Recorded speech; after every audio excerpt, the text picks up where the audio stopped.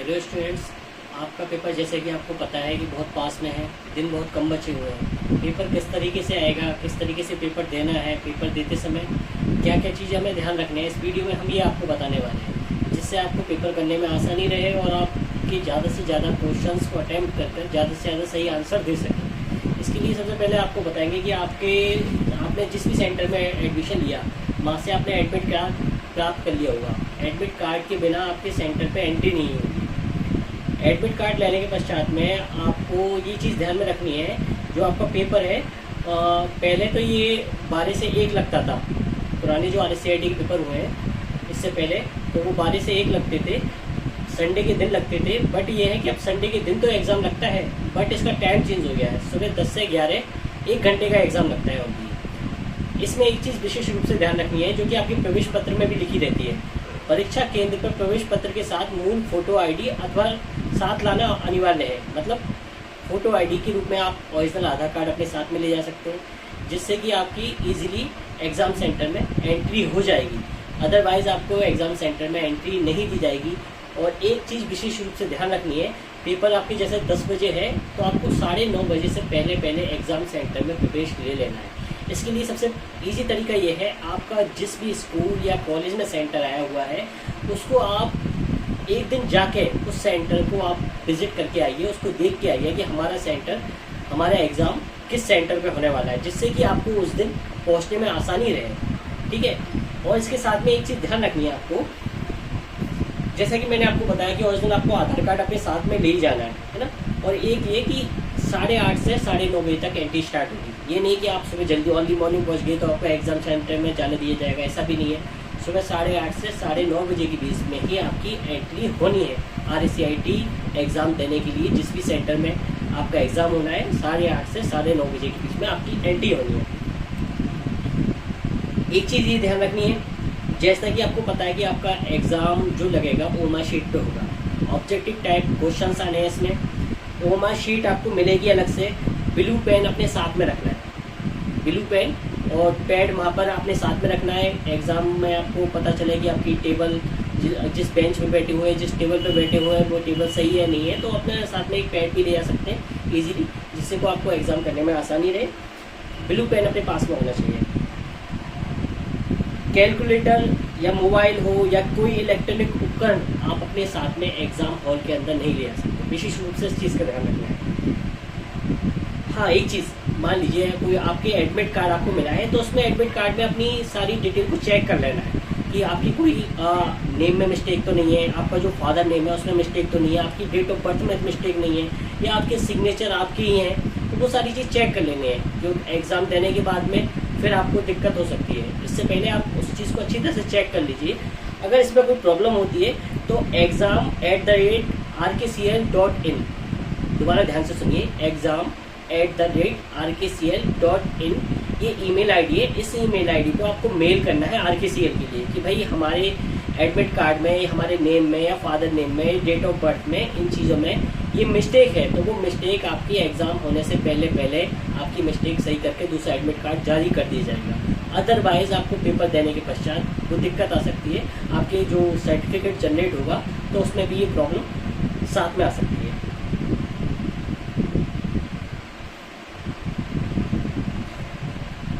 आपके admit card में आपका रोल नंबर लिखा हुआ होगा। रोल नंबर को आपको ध्यानपूर्वक आपको OMA शीट में भी फिल करना पड़ेगा। हाँ, एक चीज़ ध्यान रखनी है कि जो पेपर होता है ये अपना RSCIT का 4 सीरीज में होता है। सीरीज में जैसे कि आप समझिए, एग्ज़ाम का आपको क्वेश्चन की बुकलेट मिलेगी, उसके ऊपर लिखा रहेगा ABCD। 4 सीरीज में एग्ज़ाम होंगे, ABCD। आपका A सीरीज़ का मान लीजिए आपको बुकलेट मिली है एग्ज़ाम की, क्वेश्चन बुकलेट मिली है एग्ज़ाम की A सीरीज़ की। उसमें जो पहला क्वेश्चन है वो दूसरी B सीरीज़ में 5वां भी हो सकता है, C सीरीज़ में 20वां भी हो सकता है, D सीरीज़ में पहला भी हो सकता है। मतलब सीरीज़ के अनुसार अलग अलग क्वेश्चन को अलग अलग सीरीज़ में दिया हुआ होता है। मतलब जो हमारा क्वेश्चन है A सीरीज़ में अलग नंबर पे, B सीरीज़ में अलग नंबर पे, C सीरीज़ में अलग नंबर पे, D सीरीज़ में अलग नंबर पे। तो विशेष रूप से ये ध्यान रखनी है, क्योंकि होता क्या है कि हम समझते हैं कि भाई हमारा जो 5वां क्वेश्चन है बगल वाले की 5वां क्वेश्चन है, तो हम धोखे में रह जाते हैं कि उसका भी पास में है, हमारे पास में है, पता चला उससे हमने कुछ पूछ लिया और उसने हमें बता दिया, हम ये सोच रहे हैं कि वो ब्रिलियंट है, वो उल्टा उसने हमारा क्वेश्चन ही आंसर ही गलत करवा दिया। तो एक तो चीटिंग करनी नहीं है, पहले अच्छी तरह से पढ़ के जाना है। दूसरी चीज़ मगर इस चीज़ से विशेष रूप से ध्यान रखना है कि अपना पेपर जो भी सीरीज़ में आए वो सीरीज़ बगल वाली की सीरीज़ अगर अलग है तो दिक्कत आ सकती है, चीटिंग की कोशिश ना करें। अब मैं आपको बताने वाला हूँ कि एग्ज़ाम के बारे में कि एग्ज़ाम क्वेश्चंस कितने आएंगे, क्वेश्चंस कितने अटेम्प्ट करना ज़रूरी है, उन अटेम्प्ट क्वेश्चंस में आपको पास होने के लिए कितने नंबर चाहिए, कितने क्वेश्चंस आपको सही करने पड़ेंगे और प्रत्येक क्वेश्चन कितने नंबर का होने वाला है। तो विशेष रूप से ध्यान रखिए कि आपका जो RSCIT का एग्ज़ाम है इसमें 35 क्वेश्चन आने वाले हैं। कितने क्वेश्चन आने वाले हैं? 35 क्वेश्चन आने वाले हैं। उसमें से प्रत्येक क्वेश्चन होगा 2 नंबर का, 2 नंबर का प्रत्येक क्वेश्चन होगा। तो इस हिसाब से 35 क्वेश्चन मल्टीप्लाई 2 कितने हो गए? 70 नंबर का। ये मेन एग्जाम लगने वाला है, कितने नंबर का लगने वाला है? 70 नंबर का मेन एग्जाम लगने वाला है। टोटल 100 मार्क्स का आपका सर्टिफिकेट, 100 मार्क्स में से आपके नंबर काउंट होंगे। 30 नंबर का प्रैक्टिकल होता है जो कि आपके सेंटर पर आइलैंड असेसमेंट होते हैं, वो करा दी गए होंगे। जितने भी उसमें आपके मार्क्स आपने प्राप्त किए हैं वो आपके मेन सर्टिफिकेट में प्लस होके आने वाले हैं 70 के साथ में, 70 अंक के साथ में। जो भी आपके 30 नंबर में से जितने भी अंक प्राप्त किए वो मेन एग्जाम में आपके जुड़ के आने वाले हैं। 35 क्वेश्चन में से आपको पास होने के लिए कम से कम 14 क्वेश्चन सही करने पड़ेंगे। 14 क्वेश्चन आपको पास होने के लिए सही करने पड़ेंगे। 14 क्वेश्चन अगर आपके सही हैं तो आप RSCIT के एग्जाम में पास हो। हाँ, आइलैंड असेसमेंट 30 नंबर का होता है, जो कि मैंने बताया कि आपके जहाँ आपने RSCIT में एडमिशन लिया है वहाँ पर असेसमेंट आपका कराया गया होगा। उसमें पासिंग मार्क्स आपने 12 अगर प्राप्त कर लिए तभी आपका ये मेन एग्ज़ाम लग रहा होगा। उसमें आइलैंड असेसमेंट में 30 नंबर में से 12 नंबर चाहिए पास होने के लिए। और मेन एग्जाम में जो 70 नंबर का होता है उसमें से 35 क्वेश्चन आते हैं, उसमें से 14 क्वेश्चन सही करने पड़ते हैं और 28 नंबर प्राप्त करने पड़ते हैं। 14 क्वेश्चन सही होने चाहिए और 28 नंबर हमको प्राप्त करने पड़ेंगे, तभी हम मेन एग्जाम में पास हो सकते हैं।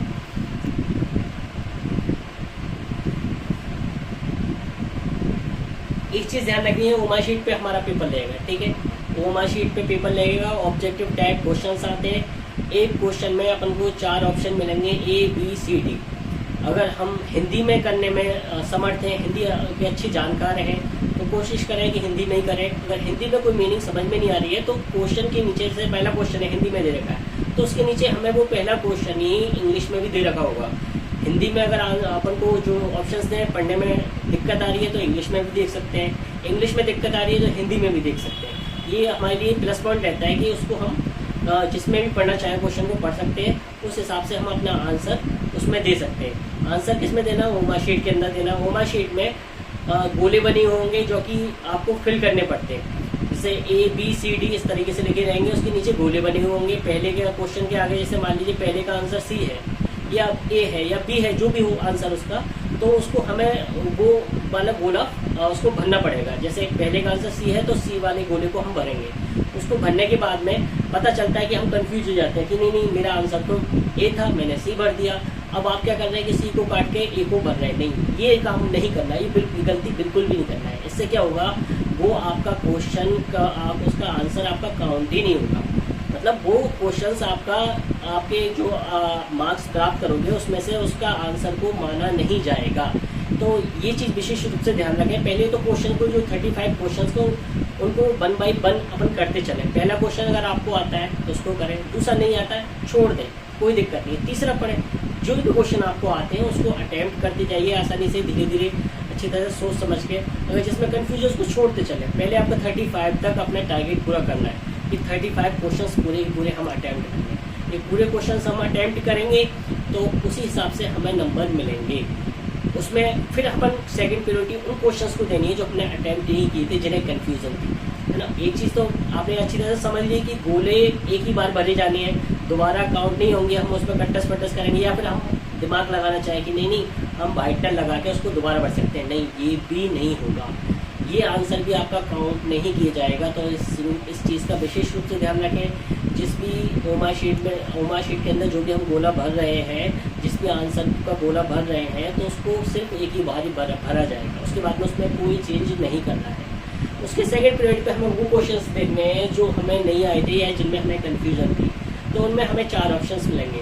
अब उसमें देखते हैं कि पता चलता है कि हिंदी में कभी कभी ये होता है कि हिंदी में हम क्वेश्चंस पढ़ रहे हैं तो समझ में नहीं आ पा रहा है, तो कोशिश ये करनी है कि उसको हम क्वेश्चंस को इंग्लिश में भी पढ़ें। पता चलेगा वो चीज़ हमें याद आ गई, हाँ कि सर ने या आपकी मैडम ने आपको ये क्वेश्चंस इस तरीके से समझाया था, या आपकी बुक्स में पढ़ाया था, या आपके प्रैक्टिकल में कराया था। तो ये चीज़ विशेष रूप से ध्यान रखनी है, जो भी क्वेश्चन समझ में आ रहा है तो उसको इंग्लिश में भी पढ़ने की कोशिश करें। और फिर 4 ऑप्शंस आते हैं, 4 ऑप्शंस में से चूज करना पड़ेगा एक ऑप्शंस, ए बी या सी डी, इनमें से एक ही होगा। बाई चांस आपको कोई भी क्वेश्चंस का आंसर उसमें से नहीं आता है, मतलब जो सेकंड पीरियड में मैं आपको बता रहा था, जो क्वेश्चंस आपने अटेम्प्ट नहीं किए हैं, जो क्वेश्चंस के आंसर में आप कंफ्यूज हो, तो उसमें क्या करना है, आपको कोई भी आंसर दे के जरूर आना है। ए बी सी डी उनमें से एक तो आंसर होना ही होना है, छोड़ के नहीं आना। आप ये सोचो कि मुझ पे आता नहीं है तो उसे छोड़ दिया, नहीं भाई, ऐसा बिल्कुल भी नहीं करना है, ऐसा हरगिज़ भी नहीं करना। उसमें एक आंसर तो आपको चाहे तुक्का ही क्यों नहीं देना पड़े, उसको करके आना है। क्यों? बाई चांस अगर वो सही होता है तो वो आपका नंबर काउंट होगा, गलत होता है तो प्लस पॉइंट ये है कि RSCIT एग्ज़ाम में कोई नेगेटिव मार्किंग नहीं है, मतलब नेगेटिव मार्किंग की कोई टेंशन नहीं है। इसलिए सारे 35 क्वेश्चंस अटैम्प्ट करने हैं हमें। बाई चांस कोई गलत भी होता है तो उसके नंबर नहीं मिलेंगे, मगर उसके बदले में कोई हमारा सही आंसर का नंबर नहीं काटे जाएंगे। कोई नेगेटिव मार्किंग नहीं है, तो पूरे क्वेश्चंस को अटैम्प्ट करके जाएं, अटैम्प्ट करें सारे क्वेश्चंस को, कोई भी क्वेश्चंस छोड़ के नहीं आना है। 35 क्वेश्चंस में से 14 क्वेश्चन आपके सही हुए, 14 आंसर आपके सही हुए तो आपको पास माना जाएगा। 28 नंबर आपने प्राप्त कर लिया, आपको पास माना जाएगा।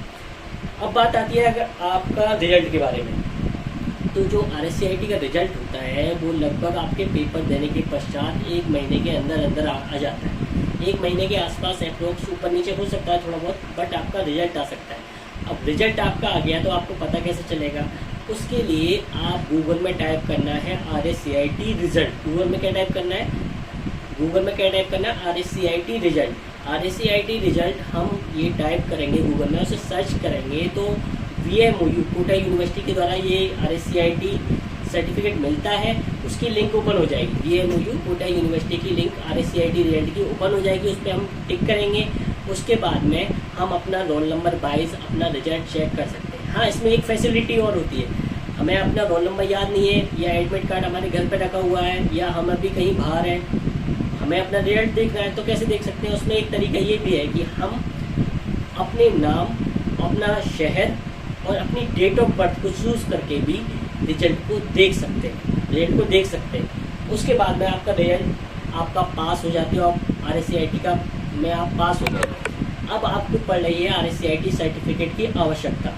RSCIT का सर्टिफिकेट चाहिए आपको, क्योंकि सरकारी वैकेंसी मान लीजिए जब कोई निकल गई, वो सर्टिफिकेट आपके सेंटर पे जहाँ से आपने RSCIT में एडमिशन लिया था वहाँ से वो सर्टिफिकेट अभी आया नहीं है, तो आप क्या करोगे? आप कन्फ्यूजन हो गई ना। अब आपको RSCIT का फॉर्म भी बनना है, और उसमें RSCIT का सर्टिफिकेट मांगा है, लर्नर कोड नहीं मांगा। मान लीजिए किसी में लर्नर कोड भी मांग लेते हैं कि लर्नर कोड से आप अपना क्या कहते हैं, किसी भी सरकारी एग्जाम के लिए अप्लाई कर लो। मगर किसी में वैकेंसी में ये भी होता है कि RSCIT सर्टिफिकेट मांगा जाता है, बट RSCIT रिजल्ट आ गया, सर्टिफिकेट आपके सेंटर पर नहीं आया, तो सरकार की तरफ से एक विशेष अपन को सहायता दी गई है इसके लिए। क्या दी गई है?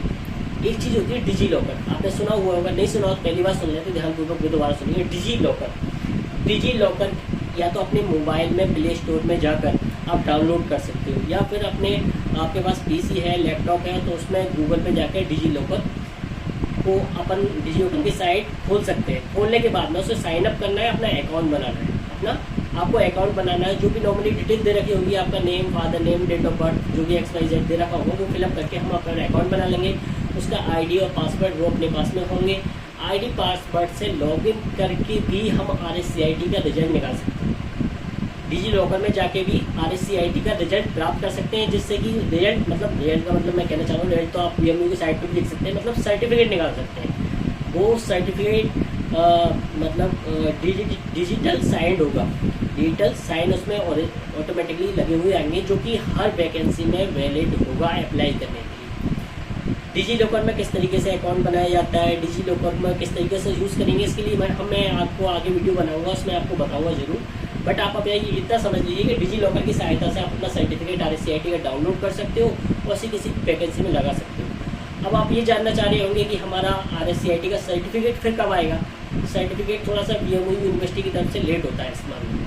सर्टिफिकेट कभी 3 महीने लग जाते हैं, 4 महीने लग जाते हैं, 5 महीने लग जाते हैं। मगर मैंने एक ऐसा तरीका बता दिया, डिजी लॉकर पर जाकर आप उस सर्टिफिकेट को डाउनलोड कर सकते हो, किसी वैकेंसी में लगा सकते हो। वो आपके सर्टिफिकेट, ओरिजिनल सर्टिफिकेट जो होगा वो आपके सेंटर पे जहाँ पर आपने एडमिशन लिया था RSCIT का, वहाँ पर आएगा। उसमें टाइम थोड़ा लग सकता है, 3 महीने से लेकर 6 महीने तक लग जाते हैं लगभग। उस पीरियड में आपका RSCIT का सर्टिफिकेट आ जाता है। RSCIT का आप सर्टिफिकेट प्राप्त कर लिया तो अब आपके पे भी क्या हुआ, राज्य सरकार द्वारा राजस्थान राज्य सरकार द्वारा जितनी भी लगभग गवर्नमेंट वैकेंसी निकलती है तो अधिकतर वैकेंसी में ये RSCIT कंप्यूटर कोर्स मांगा जाता है। आप किसी